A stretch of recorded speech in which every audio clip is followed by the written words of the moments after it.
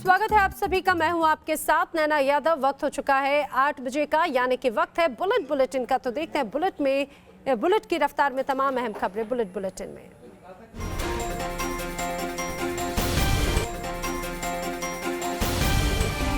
तेलंगाना के खम्मम इलाके में एक मजदूर की मौत के बाद मंगलवार को जमकर हंगामा हुआ। बताया जा रहा है कि खम्मम नगर पालिका के कॉरपोरेटर राम मूर्ति नायक के घर चल रहे निर्माण कार्य के दौरान एक हादसे में एक मजदूर की मौत हो गई थी। हादसे में मारे गए मजदूर के साथियों का आरोप है कि निर्माण स्थल पर सुरक्षा के पर्याप्त इंतजाम नहीं होने की वजह से ये हादसा हुआ था। हादसे की जानकारी मिलने के बाद जब राम मूर्ति वहां पर पहुंचे तो नाराज मजदूरों ने उनका घेराव कर दिया। मजदूरों ने जब उनसे सवाल जवाब शुरू किया तो वो कार से उतरकर भाग निकले, जिसके बाद नाराज मजदूरों ने उनकी कार को आग के हवाले कर दिया। घटना की जानकारी मिलने के बाद पुलिस ने मौके पर पहुंचकर मजदूरों को शांत कराया।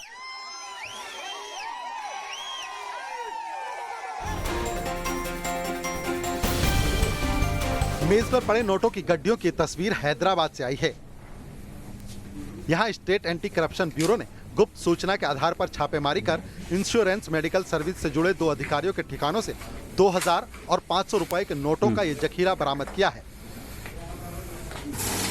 बताया जा रहा है कि भ्रष्टाचार के जरिए इकट्ठा किए गए इस पैसे से साइबराबाद क्षेत्र में एक कॉमर्शियल और रेजिडेंशियल प्लॉट की खरीद की जानी थी, लेकिन इसके पहले कि इस पैसे को रियल एस्टेट एजेंट तक पहुंचाया जाता, एंटी करप्शन ब्यूरो ने छापेमारी कर इस 4 करोड़ 47 लाख रुपए की नकदी को जब्त कर लिया। आरोप है कि इंश्योरेंस मेडिकल सर्विस की पूर्व निदेशिका देविका रानी और फार्मासिस्ट नागा लक्ष्मी ने फर्जी मेडिकल बिल के जरिए सरकार को करीब 9 करोड़ रुपए का चूना लगाया था। इसी मामले की जांच के सिलसिले में एंटी करप्शन ब्यूरो ने 4 करोड़ 47 लाख रुपए की नकदी जब्त की।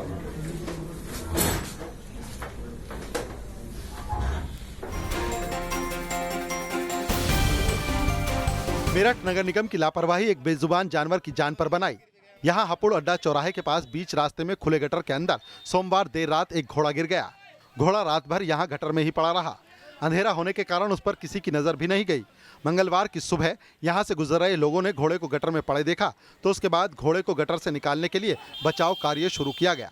कई घंटे की मशक्कत के बाद भी जब घोड़े को गटर से निकाल पाना संभव नहीं हुआ तो अंत में क्रेन को बुलाकर उसकी मदद से घोड़े को गटर से निकाला जा सका। स्थानीय लोगों का आरोप है कि ये गटर लंबे वक्त से खुला पड़ा है, जिसके कारण अक्सर ही यहाँ हादसे होते रहते हैं। इसके बावजूद नगर निगम ने इसकी मरम्मत कराने की जहमत नहीं उठाई। फिलहाल पुलिस ने गटर के मेनहोल को पत्थर से ढक दिया है ताकि रात के अंधेरे में फिर से कोई हादसा न हो जाए।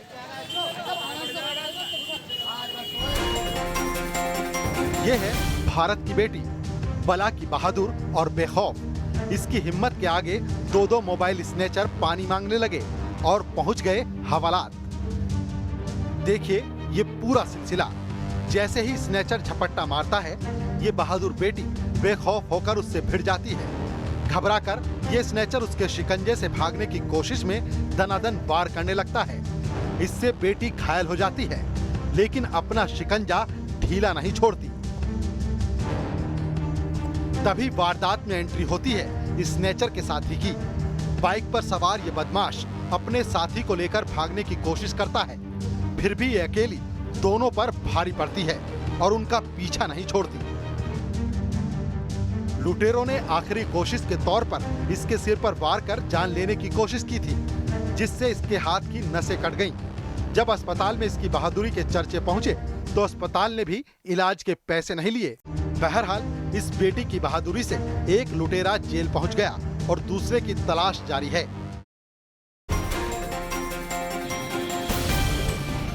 उत्तर प्रदेश पुलिस ने गैंगस्टर विकास दुबे के सहयोगी जय वाजपेयी और उसके भाइयों की 11 संपत्तियों को कुर्क करने की कार्रवाई शुरू कर दी है। माना जा रहा है कि ये सारी संपत्ति विकास दुबे के पैसे से खरीदी गई थी। इस कार्रवाई के तहत मंगलवार को कानपुर में बाकायदा ढोल बाजे के साथ मुनादी की गई। जय वाजपेयी के भाइयों को कोर्ट में हाजिरी देने के लिए कहा गया।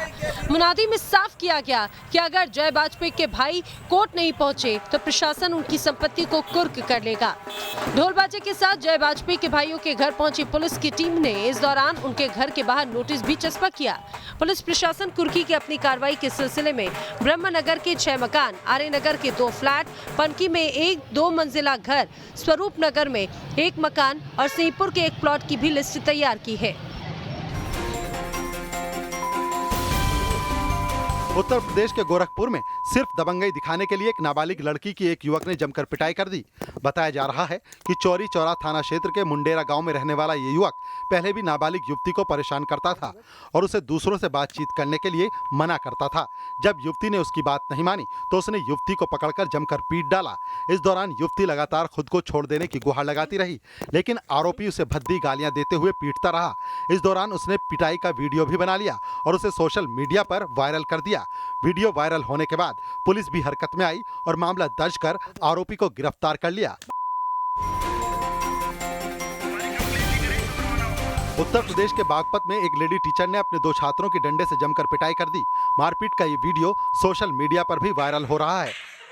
इस वीडियो में टीचर अपने 2 छात्रों को डंडे से जमकर पीटती नजर आ रही है। बताया जा रहा है कि कोरोना संक्रमण की वजह से एक पब्लिक स्कूल में पढ़ाने वाली ये टीचर भी ऑनलाइन क्लास लिया करती थी। क्लास के दौरान ही इन दोनों छात्रों ने टीचर के साथ अभद्रता की थी। इसी बात से नाराज टीचर ने दोनों छात्रों को पहले तो स्कूल बुलाया और दोनों को डंडे से जमकर पीट डाला। इस दौरान वहां मौजूद एक अन्य टीचर मोबाइल से पिटाई का वीडियो बनाता रहा। मारपीट का वीडियो वायरल होने के बाद पुलिस ने मामले का संज्ञान लिया है और बागपत के सीओ को मामले की जांच का काम सौंपा गया है।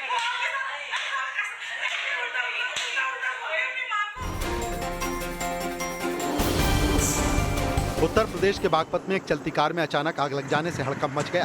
कार में आग लगने की यह घटना नेशनल हाईवे 79B पर हुई। बताया जा रहा है कि तेज गति से जा रही इस कार के बोनट से धुआं निकलना शुरू हुआ। जब तक कार का ड्राइवर कुछ समझ पाता तब तक इंजन से निकली आग की लपटों ने पूरी कार को अपनी चपेट में ले लिया। थोड़ी ही देर में आग का गोला बन चुकी ये कार पूरी तरह से खाक हो गई। कार का ड्राइवर किसी तरह खिड़की का शीशा तोड़कर बाहर निकलने में कामयाब रहा, जिसके कारण उसकी जान बच गई, वरना आग उसकी जान भी ले सकती थी। हादसे के वक्त वहां से गुजर रहे एक राहगीर ने कार के जलने की तस्वीर को मोबाइल के कैमरे में कैद कर लिया।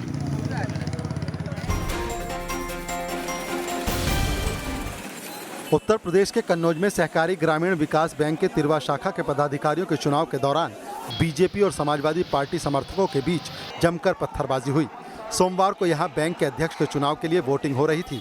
बताया जा रहा है कि इसी दौरान फर्जी वोटिंग और वोट की पर्ची छीनने की बात को लेकर बीजेपी और समाजवादी पार्टी के समर्थकों के बीच झड़प हो गई। थोड़ी ही देर में इस गर्मागर्मी ने पहले हाथापाई और फिर पत्थरबाजी का रूप ले लिया, जिसकी वजह से वहां वोट डालने आए वोटरों के बीच भगदड़ मच गई। बाद में हंगामा होने की जानकारी मिलने पर वहां तिरवा, ठठिया, इंदरगढ़ और तालग्राम से पुलिस फोर्स को भेजा गया, जिसने सभी बलवाइयों को खदेड़ दिया। आपको बता दें कि पिछले हफ्ते ही ग्वाल मैदान शाखा के पदाधिकारियों के चुनाव के दौरान भी दोनों पार्टियों के समर्थकों के बीच जमकर मारपीट हुई थी। उसके बाद से ही तिरवा में भी हंगामा होने की आशंका जताई जा रही थी। बरसात के बाद उत्तराखंड के कच्चे पहाड़ लोगों की परेशानी की वजह बने हुए हैं। बारिश की वजह से पहाड़ियों की पकड़ कमजोर पड़ गई है और आए दिन उत्तराखंड के अलग अलग हिस्सों में लैंडस्लाइड होते रहते हैं। मंगलवार को भी मसूरी देहरादून रोड पर भारी लैंडस्लाइड हुआ, जिसके बाद ये रोड पूरी तरह से बंद हो गई। तस्वीरों में देखा जा सकता है कि पहले पहाड़ी से कुछ पत्थर गिरने शुरू हुए और फिर चंद सेकंड में ही लोगों के देखते देखते इस पहाड़ का एक बड़ा हिस्सा टूटकर सड़क पर आ गया और पूरी रोड जाम हो गई। आपको बता दें कि सोमवार को भी यहाँ लैंडस्लाइड हुआ था, इसीलिए ये सड़क सोमवार से ही बंद पड़ी है। मंगलवार को जब यहाँ लैंडस्लाइड हुआ उस वक्त यहाँ प्रशासन की ओर से रास्ता खोलने का काम किया जा रहा था, लेकिन काम पूरा होने के पहले ही एक बार फिर लैंडस्लाइड हो गया और सड़क के बड़े हिस्से पर मलबा फैल गया।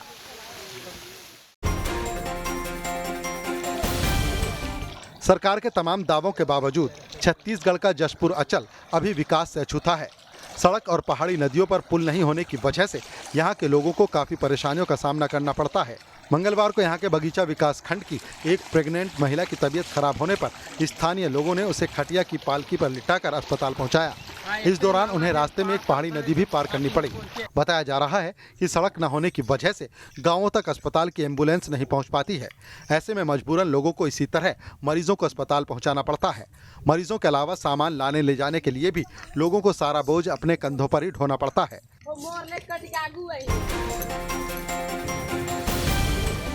लगातार जारी मूसलाधार बारिश के बाद ओडिशा के पुरी के ग्रामीण इलाकों में बाढ़ जैसे हालात बन गए हैं। यहाँ कनास ब्लॉक के बादलपुर, नौशाही और हल्दीपाड़ा में खेत खलिहान समेत गांवों में भी बाढ़ का पानी घुस गया है। हालात की गंभीरता को देखते हुए प्रशासन ने राहत और बचाव के काम में यहां एसडीआरएफ की 6 टीमों को लगाया है। मंगलवार को बचाव दल ने 3 गांवों के 62 लोगों को नौकाओं के जरिए सुरक्षित स्थानों तक पहुंचाया। बचाव का काम आगे भी जारी रहने वाला है, क्योंकि अभी भी इन गांवों में सैकड़ों लोग बाढ़ के बीच फंसे हुए हैं।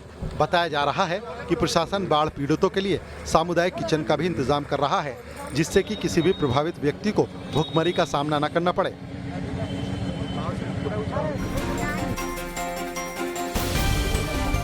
मध्य प्रदेश के ग्वालियर में पुलिस ने एक इंटर स्टेट गैंग के 7 बदमाशों को गिरफ्तार किया है। पकड़े गए बदमाशों के पास से नशे के सामान के साथ साथ भारी तादाद में अवैध हथियारों का जखीरा भी पकड़ा गया है।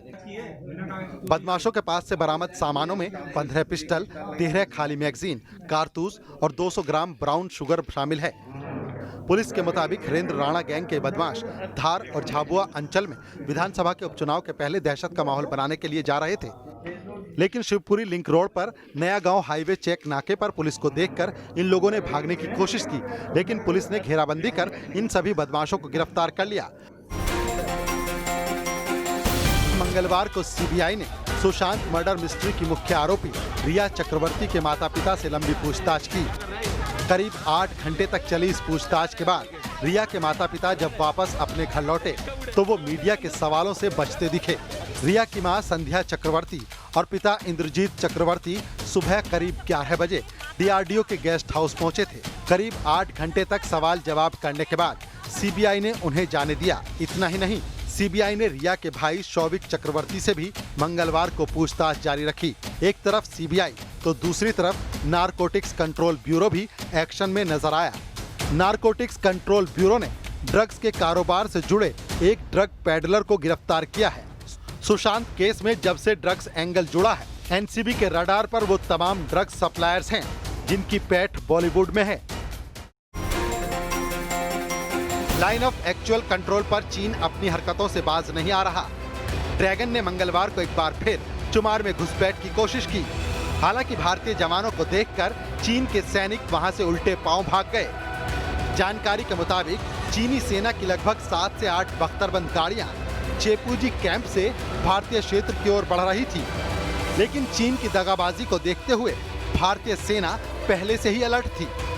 भारतीय सुरक्षा बलों ने भी चीनी घुसपैठ को रोकने के लिए वहां वाहनों को तैनात किया हुआ था। लिहाजा भारतीय जवानों को देखकर चीनी सैनिक वहां से दुम दबाकर भाग गए। इससे पहले भी चीनी सैनिकों ने 31 अगस्त और 29-30 अगस्त की रात को घुसपैठ करने की कोशिश की थी, लेकिन भारतीय सेना के जवानों ने उसकी साजिश को नाकाम कर दिया था। चीन ने यह हरकत तब की थी जब दोनों देशों के कमांडर हालात सुलझाने के लिए बातचीत कर रहे थे। दरअसल चीन के सैनिकों ने ब्लैक टॉप और हेलमेट टॉप में घुसपैठ की कोशिश की थी। चीनी सैनिक अंधेरे का फायदा उठाकर भारतीय क्षेत्र में घुस रहे थे, लेकिन भारतीय सेना के जवानों ने उसकी साजिश को नाकाम कर दिया। सेना ने एक बार फिर पाकिस्तान की साजिश को नाकाम बनाते हुए बारामूला के रामपुर सेक्टर के हथलंगा इलाके से हथियारों का बड़ा जखीरा बरामद किया है। 2 दिन पहले ही सेना की सर्विलांस ग्रिड को एलओसी पर आतंकी घुसपैठ की सूचना मिली थी, जिसके बाद घुसपैठ के तमाम रास्तों पर सर्च ऑपरेशन शुरू किया गया। अगली सुबह आसपास के इलाकों में तलाशी शुरू की गई तो करीब 7 घंटे के सर्च ऑपरेशन के बाद 2 आतंकी ठिकानों से हथियारों और विस्फोटकों का जखीरा बरामद हुआ। सेना की इस कार्रवाई में 5 AK-47 राइफल, 21 ग्रेनेड, 2 UBGL और 6 पिस्टल के साथ सैकड़ों गोलियां और 2 रेडियो सेट मिले हैं। बताया जा रहा है कि कश्मीर को दहलाने के लिए एलओसी के पास हथियारों को जखीरा जमा किया गया था, ताकि इसे ओवरग्राउंड वर्कर्स के जरिए हिंटरलैंड में पहुंचाकर आतंकी साजिशों को अंजाम दिया जा सके। लेकिन भारतीय सुरक्षा बलों की मुस्तैदी से पाकिस्तान और उसके पाले पोसे दहशतगर्दों की हर आतंकी साजिश नाकाम हो रही है। अयोध्या में भव्य श्री राम मंदिर बनने का श्रद्धालुओं को बेसब्री से इंतजार है। नक्शा पास होते ही अगले कुछ दिनों में मंदिर निर्माण कार्य के शुभारंभ की पूरी संभावना है। 3 मंजिला मंदिर के गर्भगृह में रामलला विराजमान की मूर्ति की स्थापना तो होगी, लेकिन इसके साथ अब भगवान श्री राम की एक और बड़ी मूर्ति को स्थापित किया जा सकता है। ट्रस्ट के सूत्रों की माने तो इसके तहत अब तक कोर्ट में वादी रामलला के बाल्य रूप की मूर्ति के साथ भगवान श्री राम, लक्ष्मण, भरत और शत्रुघ्न की बड़ी मूर्तियां भी स्थापित हो सकती हैं। ये माना जा रहा है कि मंदिर में रामलला विराजमान की मूर्ति बहुत छोटी है। गर्भगृह में स्थापित होने के बाद कम से कम 20 फीट की दूरी से दर्शन होंगे। ऐसे में श्रद्धालुओं को छोटी मूर्ति के दर्शन करने में दिक्कतों का सामना करना पड़ सकता है। लिहाजा ये विचार किया जा रहा है कि रामलला की एक बड़ी मूर्ति बनाई जाए ताकि श्रद्धालुओं को दूर से भी उनके भव्य रूप के दर्शन हो सके। पूर्व राष्ट्रपति प्रणब मुखर्जी की अस्थियां मंगलवार को पूरे विधि विधान के साथ हरिद्वार में गंगा में विसर्जित कर दी गईं। मंगलवार को ही दिल्ली में अंतिम संस्कार के बाद उनके बेटे अभिजीत मुखर्जी अस्थियां लेकर हरिद्वार के ब्रह्मकुंड पहुंचे थे, जहां तीर्थ पुरोहितों की मौजूदगी में पूरे विधि विधान और मंत्रोच्चार के साथ उनकी अस्थियां गंगा में प्रवाहित की गईं। 10 अगस्त से दिल्ली के आर्मी अस्पताल में भर्ती प्रणब मुखर्जी ने सोमवार को अंतिम सांस ली थी। सोमवार को अंतिम दर्शन और श्रद्धांजलि के लिए उनका पार्थिव शरीर उनके घर पर रखा गया। दोपहर बाद लोधी रोड स्थित घाट में उनका अंतिम संस्कार किया गया।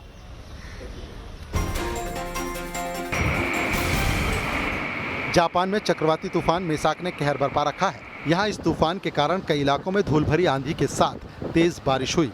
मेसाक तूफान की वजह से हवा की रफ्तार 250 किलोमीटर प्रति घंटा से भी ज्यादा रही। तूफान को देखते हुए जर्जर इमारतों को खाली करवाया गया। मौसम विभाग ने भीषण तबाही की चेतावनी दी है। इस दौरान जापान के ओकिनावा इलाके में तेज बारिश होने और समुद्र में हाई टाइड होने की भी आशंका जताई जा रही है। तूफान के खतरे को देखते हुए ओकिनावा से आने जाने वाली 180 उड़ानों को रद्द कर दिया गया है। साथ ही स्कूल और दफ्तरों को भी बंद किया गया है। मौसम विभाग का कहना है कि तूफान के ओकिनावा के तट से टकराने के बाद नदियों में उफान आ सकता है और तटवर्ती इलाकों में भारी नुकसान हो सकता है।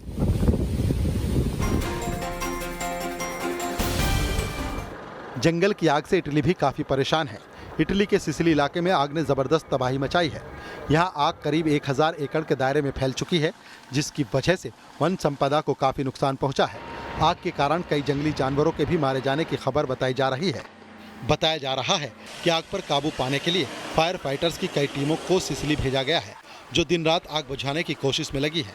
इसके साथ ही राहत और बचाव दल के सदस्य जंगल के पास के रिहायशी इलाकों को खाली कराने में जुटे हैं। हालात की गंभीरता को देखते हुए पालेर्मा के पास मोआर्डा के करीब 1600 लोगों को दूसरी जगह शिफ्ट किया गया है। और यहाँ पर रुक रहे कुछ ही पलों के लिए जल्द हाजिर होंगे।